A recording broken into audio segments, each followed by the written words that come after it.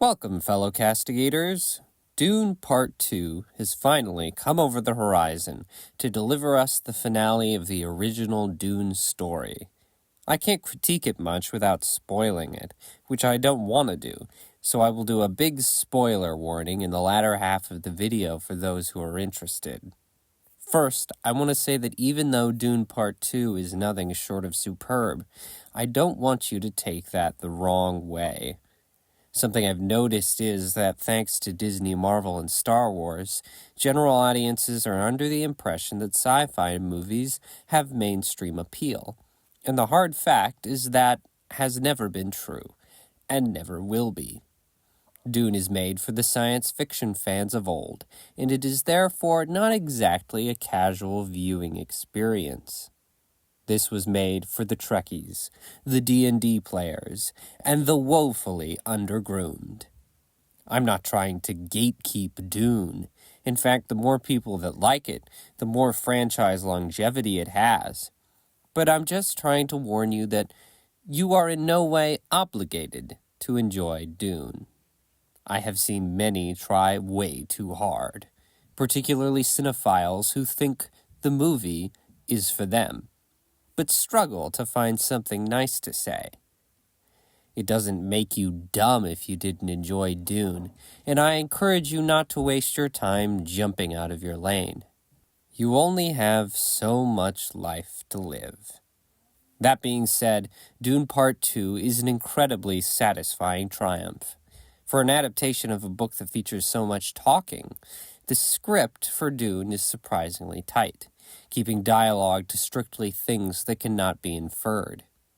This can create a lot of blink-and-you'll-miss-it moments, but the pace keeps the story moving and gives the feeling of exciting events just around the corner. And oh boy, does it deliver on those big events.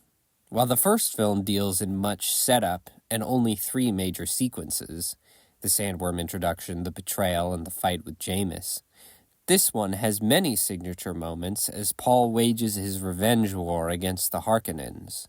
So, if you were intrigued by the first part, but just kind of iffy about it, I highly recommend you see the end and enjoy all of the payoff.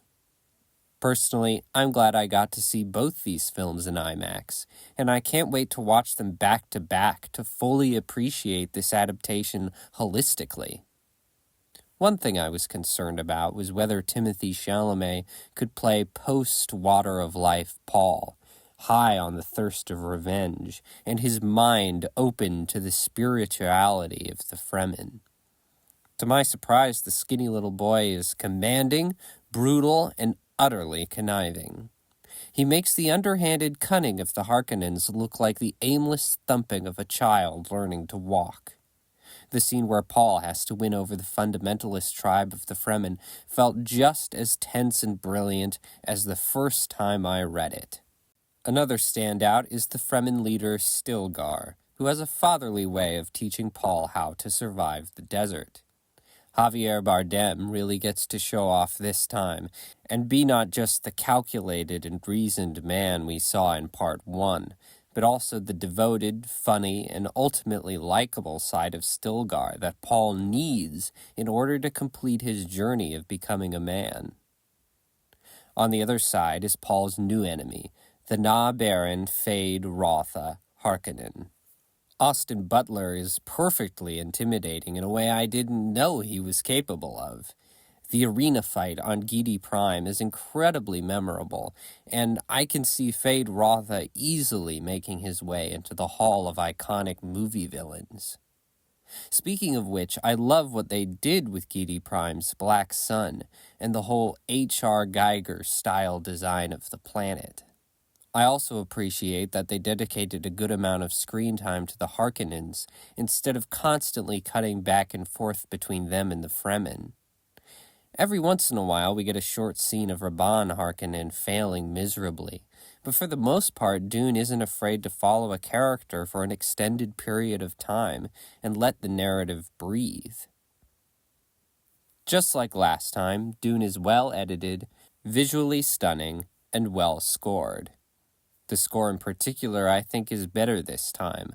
Hans Zimmer has more restraint with some of his more rousing themes this time, which makes the moments they do appear even more effective. It's good to see that even an experienced master like Zimmer is willing to improve. Likewise, director Denis Villeneuve should be most proud of this film, which I truly believe is his best thus far. I think Dune is proof that he should always be on the writing team of his films. In summation, Dune Part 2 is a pure type of science fiction that we have not seen for a long time, and I gladly award it my stamp of approval. I will now go forth and torture my friends with a marathon of Dune films.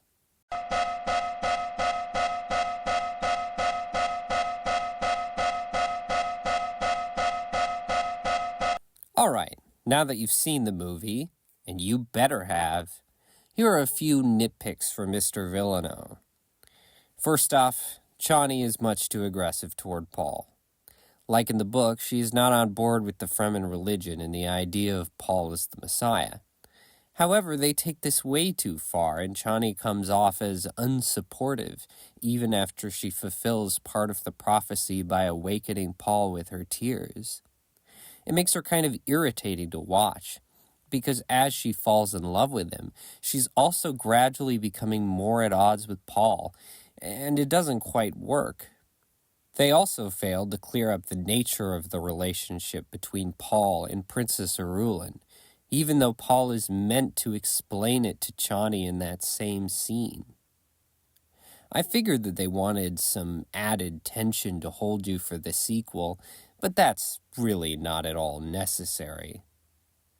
It also doesn't really work since Chani didn't exactly endear herself to the audience during the second half of the film.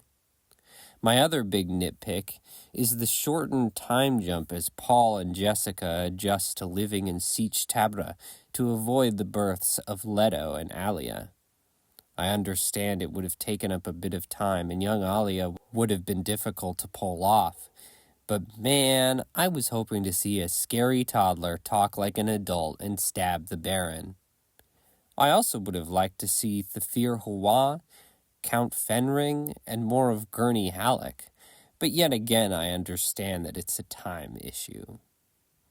I did, however, like that Gurney got to kill Rabban Harkonnen.